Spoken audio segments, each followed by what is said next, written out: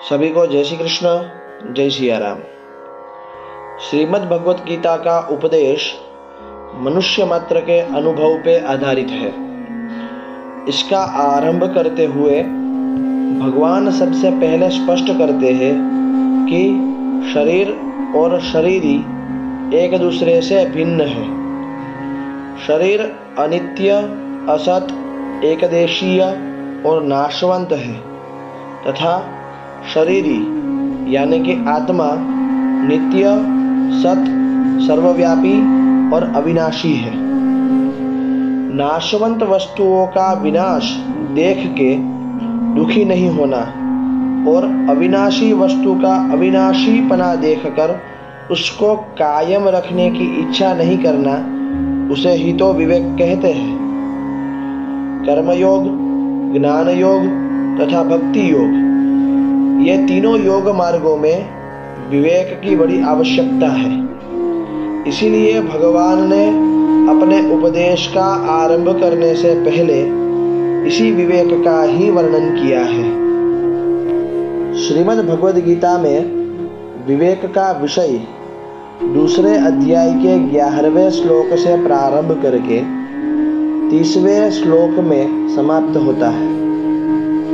विवेक के इस विषय में भगवान ने आत्मा, अनात्मा, प्रकृति, ब्रह्म, अविद्या, ईश्वर, जीव, जगत, माया इत्यादि कोई भी दार्शनिक शब्द का प्रयोग नहीं किया, लेकिन सब मनुष्य सरलता से समझ सके इसी तरह से भगवान ने उसका विवेचन किया है। इसका तात्पर्य है कि प्रत्येक मनुष्य परमात्मा प्राप्ति का अधिकारी है, क्योंकि मनुष्य शरीर परमात्मा प्राप्ति के लिए ही मिला है। तो विवेक को महत्व देकर मनुष्य मात्र परमात्मा प्राप्ति कर सकता है।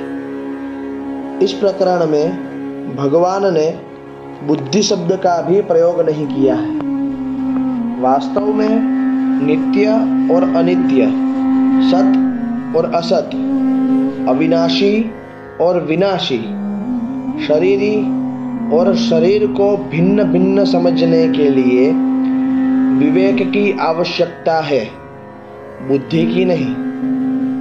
विवेक बुद्धि से पर है। जिस तरह प्रकृति और पुरुष अनादि है, उसी तरह उसकी भिन्नता को प्रकट करने वाला विवेक भी अनादि है। यही विवेक बुद्धि में प्रकट होता है। यह भगवत प्रदत्त विवेक प्राणी मात्र में नित्य प्राप्त है, परंतु मनुष्य अपने विवेक से जन्म मरण के चक्कर से मुक्त होकर शाश्वत शांति प्राप्त कर सकता है। यही मनुष्य के विवेक की विशेषता है। विवेक जागृत होने से बुद्धि का विषम भाव दूर हो जाता है। कर्म योग में बुद्धि के निश्चय की प्रधानता है। श्रीमद् भगवत गीता के दूसरे अध्याय के 41वें श्लोक में भगवान यही कहते हैं, व्यवसायात्मिका बुद्धि रेकेह। मनुष्य का जब अपने कल्याण या परमात्मा प्राप्ति का ही एक निश्चय बन जाए, तब उसे अनुकूलता और प्रतिकूलता विघ्न नहीं करती और इसी तरह कुछ भी किए बिना उसकी बुद्धि सम होने लगती है। कर्मयोग में निश्चयात्मिका बुद्धि की अत्यंत आवश्यकता है। इसलिए भगवान ने अर्जुन को संभाव पूर्वक कर्तव्य कर्म करने के लिए विशेष रूप से कहते हैं। दूसरे अध्याय के 47वें श्लोक में भगवान कहते हैं, कर्मण्येवाधिकारस्ते, अर्थात कर्म करने में ही तेरा अधिकार है। और वहीं आगे दूसरे अध्याय के 48वें श्लोक में भगवान कहते हैं, योगस्थ कुरु कर्माणि, अर्थात समता में स्थित होकर तू कर्म कर।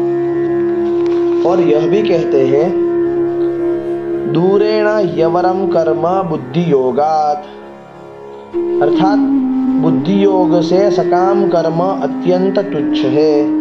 और वहीं दूसरे अध्याय के 50वें श्लोक में भगवान कहते हैं, बुद्धि युक्तो जहातीह उभे सुकृत दुष्कृते तस्माद् योगाय युज्यस्व योगः कर्मसु कौशलम। भगवान कहते हैं, तू समबुद्धि का आश्रय ग्रहण कर। समता युक्त कर्म करने वाला मनुष्य पाप और पुण्य दोनों का यही जीवित अवस्था में त्याग कर देता है। इसलिए तू समता की प्राप्ति का प्रयास कर, क्योंकि समता ही कर्मों में कुशल है। अर्जुन के मन में युद्ध न करने का आग्रह पहले से ही था। पहले अध्याय के 31वें श्लोक में अर्जुन कहते हैं, न च श्रेयोनुपश्यामि हत्वा स्वजनमाहवे, अर्थात युद्ध में स्वजनों को मारने से मैं कहीं भी श्रेय नहीं देखता हूँ। उसके बाद 45वें श्लोक में अर्जुन कहते हैं, अहो बत अमहत पापम कर्तुम व्यवसिता वयम, अर्थात बहुत खेद की बात है कि हम बुद्धिमान होते हुए भी यह महान पाप करने जा रहे हैं। और 50वें श्लोक में अर्जुन कहते हैं, श्रेयो भोक्तुम भैक्षमपीह लोके, अर्थात मैं भिक्षा मांग के अन्न ग्रहण करना श्रेष्ठ समझता हूँ, लेकिन स्वजनों को मारने से नहीं अथवा युद्ध करने से नहीं। उसके बाद अंत में दूसरे अध्याय के 9वें श्लोक में अर्जुन कहते हैं, न योत्स्ये, अर्थात अंतिम में वह निर्णय कर लेते हैं कि मैं युद्ध नहीं करूंगा। और वैसे भी नियम है कि यदि खुद का आग्रह रखने से श्रोता वक्ता की बातों का आश्रय नहीं समझ सकता। यहाँ पर भी ऐसा ही हुआ। अर्जुन ने खुद का आग्रह रखा, इसलिए भगवान उसे क्या कहना चाहते हैं उसका आशय नहीं समझ पाए और अर्जुन को भगवान के वचन मिश्र लगने लगे। और इसीलिए भगवान का क्या अभिप्राय है और भगवान मेरे बारे में या मेरे कल्याण के बारे में कौन सा साधन श्रेष्ठ समझते हैं, ये दो बात जानने के लिए अर्जुन ने आगे तीसरे अध्याय में 2 श्लोक में भगवान से प्रश्न पूछे। तो आइए उसी के साथ हम आगे बढ़ते हैं अध्याय तीसरे में। ओम श्री परमात्मने नमः। अथ तृतीयोऽध्यायः। अर्जुन उवाच ज्यायसि चेत् कर्मणस्ते मता बुद्धिर्जनार्दन तत्किं कर्मणि घोरे मां नियोजयसि केशव। व्यामिश्रेणेव वाक्येन बुद्धिं मोहयसीव मे। तदेकं वद निश्चित्य येन श्रेयोऽहमाप्नुयाम्। अर्जुन कहते हैं, हे जनार्दन, अगर आप कर्म से बुद्धि यानी कि ज्ञान को श्रेष्ठ मानते हैं तो फिर हे केशव मुझे घोर कर्म में क्यों लगाते हैं? आप अपने मिले हुए से वचनों से मेरी बुद्धि को मोहित सी कर रहे हैं।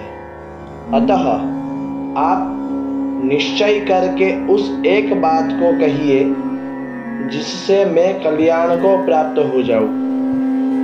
श्री भगवान उवाच लोकेस्मिन् द्विविधा निष्ठा पुरा प्रोक्ता मया नघ। ज्ञानयोगेन सांख्यानां कर्मयोगेन योगिनाम्। भगवान श्री कृष्ण कहते हैं, हे निष्पाप अर्जुन, इस मनुष्य लोक में 2 प्रकार से होने वाली निष्ठा मेरे द्वारा पहले कही गई है। उनमें ज्ञानियों की निष्ठा ज्ञान योग से और योगियों की निष्ठा कर्म योग से होती है। अर्थात कर्मयोग और ज्ञान योग दोनों लौकिक निष्ठाएं होने से समकक्ष है और दोनों का एक ही फल है।